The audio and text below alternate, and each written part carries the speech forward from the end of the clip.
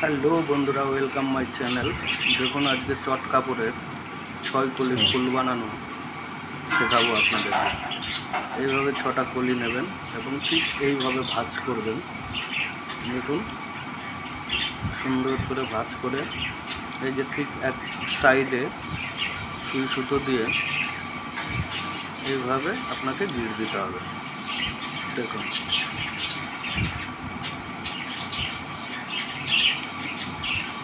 সুন্দর করে গিট দিতে হবে যাতে গিটটা খুলে না যায়।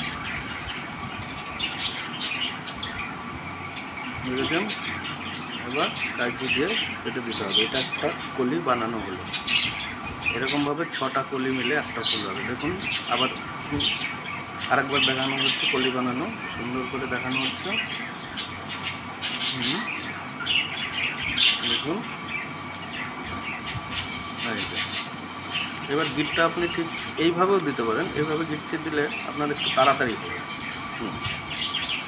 এইভাবে একটা পেজ দিয়ে গিটটা দিয়ে দেবেন, একটু টেনে দিন, হয়ে যাবে। হয়ে গেছে। এভাবে যে 6টা কলি আমরা তৈরি করে নিয়েছি। এইবার দেখুন, কলিগুলো একটা সুতোতে গাঁথবো ঠিক এইভাবে। মুখগুলো সব একই দিকে রাখতে হবে। দেখুন, এইটা কিন্তু উল্টো করে ধরা হয়েছে, কিন্তু এইভাবে হবে না। আপনাকে ঘুরিয়ে নিয়ে এই যে মুখগুলো একই দিক করে আমাকে গেঁথে নিতে হবে। এইভাবে আপনি গাঁদা ফুলের চেন যেভাবে গাঁথা হয় সেভাবে বড় সুতোতে গেঁথে নেবেন। ঠিক আছে? গেঁথে নিয়ে দেখুন ফিনিশিং। এই যে 6টা করে কলি এক জায়গায় করে আপনাকে এবার গিট দিতে হবে। দেখুন, 6টা কলি একদিক হলো, এভাবে ধরে এই দেখুন গিটটা।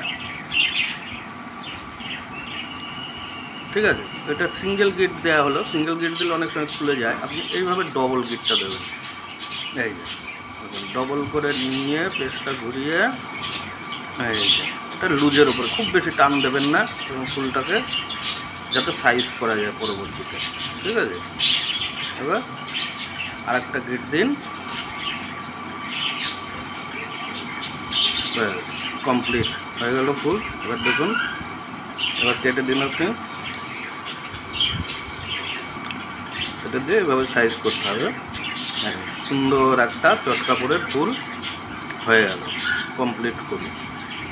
ঠিক আছে? এই দেখুন কত সুন্দর একটি ফুল। ঠিক আছে?